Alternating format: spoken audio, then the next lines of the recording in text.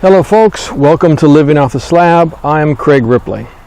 Today this is video number 2 in my search for a new adventure touring bike. Today we're going to be covering the Ducati Multistrada 1200S. Before we get talking about this bike, let me give you a summary of what I am looking for. I am in the market for an adventure touring bike, something that will enable me to go out on a solo tour, throw on my camping gear if I decide to, and maybe get off-road a little bit. Like most people, I'll probably be using this bike mostly on-road, but on occasion I'm going to want to get off on a dirt trail or gravel road, something like that, and I want this bike to be capable of doing that. Now there are 5 bikes that I am interested in taking a look at. First one, the GS 1200 from BMW, of course, the granddaddy of the adventure touring bikes. The new KTM 1290 adventure touring bike. The Ducati Multistrada 1200S. The Yamaha Super Tenere. And I'm also interested in taking a look at the Triumph Tiger Explorer. Now, the characteristics I'm looking for in this bike are: 1, it needs to be comfortable. I need to be able to get out and tour all day on this bike and not hurt at the end of it. 2, I need this bike to be reliable. I don't need it to be able to break down on me, and I don't need to have to worry about finding parts while I'm out on the road. 3, I need it to handle well. 4, I need it to be powerful enough to go out and cruise all day on the highway at 75, 80 miles an hour. And I need it to be able to get me out of trouble if I need it to. I need it to have cruise control, because when I'm out there on the highway, I want to just be able to set that cruise control and go, not have to worry about how my wrist is going to feel all day long. So, with all that said, let's take a look at the Ducati Multistrada 1200S. Because that's the one I'm really looking at. It's the one that's going to come with the cruise control, it's going to have heated grips, and it's going to have electronically adjustable suspension. Ducati also has this bike available in just a 1200 version, which does not have heated grips and it does not have electronically adjustable suspension. Suspension is adjustable, it's just manual for the plain 1200 version. Costs on these two versions, well, it's $17,695 for the 1200, and for the 1200S, that's an additional $2,000 at $19,695. So this bike, the Multistrada, has been retooled from the ground up basically for 2015. It's got a new frame with a new rider position that makes it more comfortable. It's got a larger fairing for wind management. It has a new Testoretta engine with DVT, that's Desmodromic variable timing, which basically varies the valve timing based upon the riding conditions. It has a Bosch inertial management unit, or IMU, that helps in traction control, ABS, lean angle control. It helps your ABS work in cornering. There's just all kinds of electronic wizardry available on this bike. Ducati says that the Multistrada is basically 4 bikes in one, right? It's a sport bike, it's a touring bike, it's an urban bike, and it's an enduro bike, and they have 4 riding modes for each of those functions. So in sport mode, you get all 160 horsepower that this 1198cc engine has available to it. You also get less traction control and less ABS, a little bit harder suspension than you will in the touring mode. Touring mode, you still get all 160 horsepower, it's just applied more smoothly, more evenly. The throttle response is a little bit more relaxed. You also get a little bit softer suspension and a little bit more of the traction control system. In urban mode, you're limited to 100 horsepower.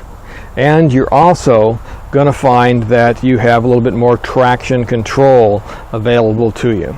Now in enduro mode, you get 100 horsepower and the traction control and ABS are set to minimum. So if you need to slide that rear wheel on the dirt, you can do so. Another feature controlled by this inertial management unit is cornering lights.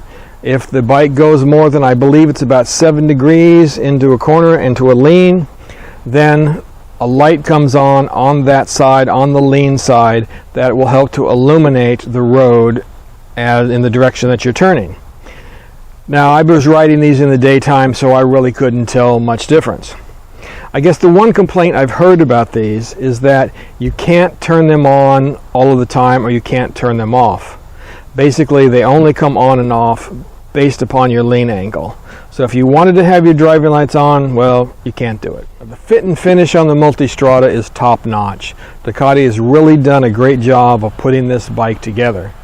Now, whether you like the styling or not, I guess depends upon if you like that kind of Italian Ferrari kind of influence in the styling. The bike kind of reminds me of a mad snorting bull if you look at it from the front. And I don't know, I think this kind of cool, you know. It's different than you would see on most adventure touring bikes.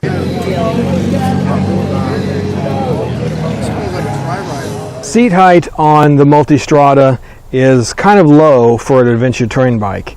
You can put it on the low setting, which is 32.5 inches, or you can go up to 33.5 inches, which is at the higher setting. For somebody like me who's 5'9", has a 31-inch inseam, this works great. I was able to stand over the bike in either seat heights and touch the ground. When I was at a stop, I was able to put at least 1 foot flat on the ground to help support me. The bike is listed at 467 pounds dry, 518 pounds with fuel in it. Again, that is one of the lighter bikes in the adventure touring range of bikes. So that's a little overview of the features of the Ducati Multistrada. There's a bunch more stuff that you could learn about this bike, so you can go online and read all those things. I won't get into it in depth. There's just so much technology going on with this bike. I want to get into what it's like to ride the new Ducati Multistrada 1200S. So for me, the number one thing I'm looking for when riding a bike is comfort. How am I going to feel on this bike after a long day in the saddle? And I tell you, I was pretty comfortable on my 45-minute or so ride with the Ducati demo team here. At first, when I got on the bike, I had a little bit of tension across my low back, but that went away pretty quickly as I got used to the seat position. And then I did have a little bit of tension after the end of the ride across my shoulders. But again, that's probably because I'm just not used to this kind of riding position. The Multistrada does have a little bit more of a sporty kind of feel to it than does a lot of the other adventure touring bikes that I'm taking a look at. Right, your riding position, your knees are a little bit higher up and your feet are a little bit farther behind you than they are on something like the KTM Super Adventure or the Tenere, which I've also ridden at the time that I'm making this video. So you get a little bit more of a forward kind of a feel on the bike, a little bit more instead of that tension coming across the shoulders. On the other hand, the bike does handle better than those other two bikes that I just mentioned.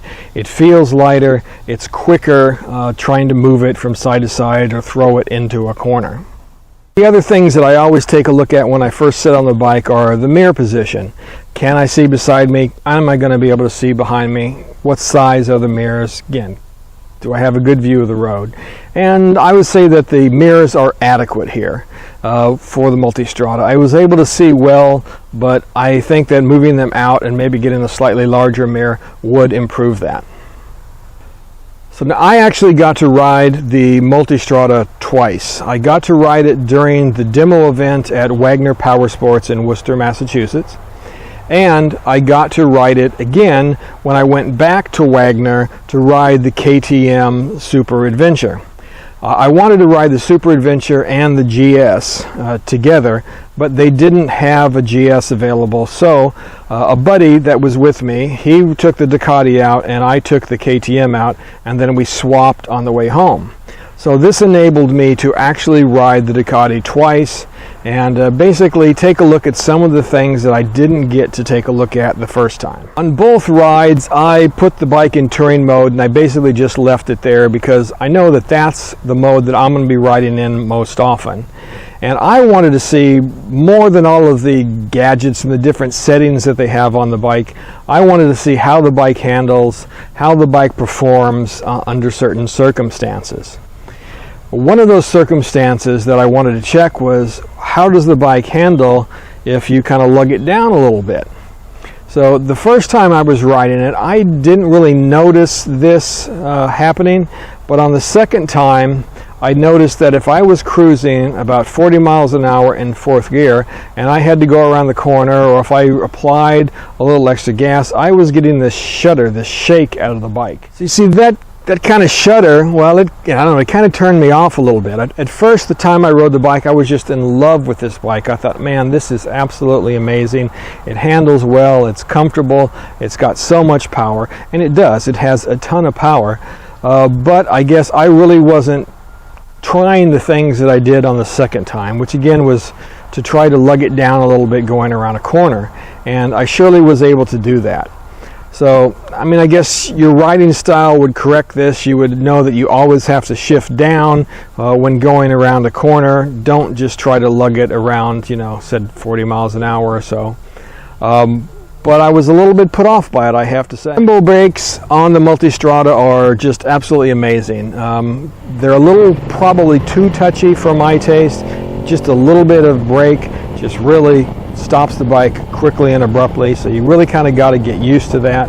On a couple of the other adventure bikes that I've got to test, you have a little bit more of a, I guess, a modulated braking force that's being applied, whereas the Ducati is extremely quick. The brakes just come on and they just lock really quickly. The Ducati transmission was awesome. It's just really smooth and precise. The only issue I had with the transmission at all was it was kind of tough a couple of times to find neutral, but other than that, the transmission was awesome. Suspension was also exceptional. Just having it at, you know, the standard setting for riding and for a touring mode. The bike just handled all the bumps really well. You were able to stand up on the bike and go over bumps very easily. So I was really impressed with the suspension on this bike. Okay, so if I'm being picky about this bike, I guess there's two things that I really have issues with here. One would be that shudder. And I don't know, so I didn't notice it the first time I rode the bike. Second time I did. Maybe it was something in the way that the bike was set up. I don't know, but that kind of put me off a little bit. The second thing is not a criticism of the bike, I guess, but I just have to decide on whether this kind of bike is really what I'm looking for. Am I looking for something that I can go off-road in or on? Well, if that's the case, then this Multistrada is probably not the bike that I'm looking for. It's really more of a road bike. This thing would be a blast to take it out on a long road tour, or it would be fun to take it to a track day and run around the track because it really handles well.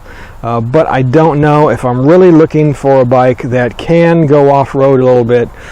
The Ducati's probably not the one I'm looking for. So my overall impression with the Multistrada, it's awesome. I really liked it. Other than those couple of issues that I just mentioned. Again, maybe its off-road worthiness is probably going to keep me from buying this bike because I really want to be able to do that. I have one of my goals is going to Alaska and then doing some off-road riding also in Canada and up in Vermont and Maine, so forth. So if that's what I really want to do, yeah, the Ducati is probably not the bike I'm going to buy. But I'm still going to set it aside and keep it in mind as I go on looking at these other. So before I go, if you like what I'm doing here, please subscribe. Also, you can follow us on Facebook and you can follow us at my website, www.livingofftheslab.com.